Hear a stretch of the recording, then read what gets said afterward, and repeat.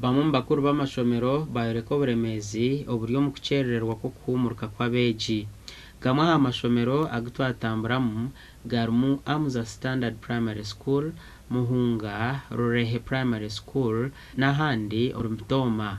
Kubanga isomero nitwe kututeka yizina ninga kureba isomero y'abana ukoraje okuru kusohoza abana mu first grade nico cyo kuretera isomero nirigera mani kwa kumukutwima abana biza cirrezi abana banga kutukorera first grade haza nitwe nk'isomero tugarike nyuma. Kandi mu Rushenyi twahika St Kagwa Primary School, Bushenyi Town School, Ishaka Town School n'ahandi.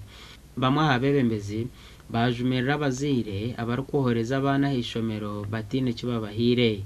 Hati nitosanga nk'imino yishomero yazambazambaramo abo acyarenje kutangira mu bazire kuri yabo akasente kugira ngo ubundi babatakineho umuringogwe. Okwiho tukikirizana tukura bo mu kiko ngo muzire atakabasa kushashora zona nagahwe karemembwa ntukiza ngo bashashore kimwe cya kabiri ninga 50% ata atirisi twatire jo flexibility ningo korobyamo atabazire burumbo leta sente. Boyibare Primary School Umurumtoma eyebyezo bya P7 bitakarebekire nayo twahikayo kandi abana bahumuruka. Umugandi abaziro mu district ya Bunyangabo tubaye jumbera mnonga omukumurukisa abana babo. So it has been like a culture that is amasomera agakiro bwingi hano abana nibabanza nabo kulinda muka banza balinda abazaire bayisotinga abo ko mwana takujja isomera taina kasenta akateire. So habwe nsongege nicyo kurora anti abana nibejampora konka abashomesa nabashaba bazire ngo nakace nakahanga ko beine batwara abana babo bahumurike.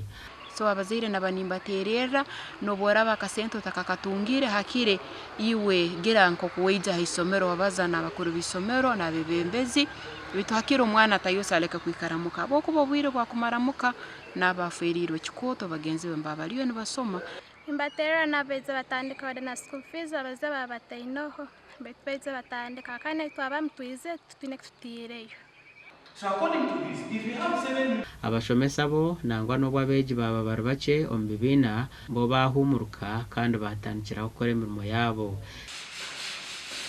Gasha kwa Bain Mhoz na Gilbert Mahangusi.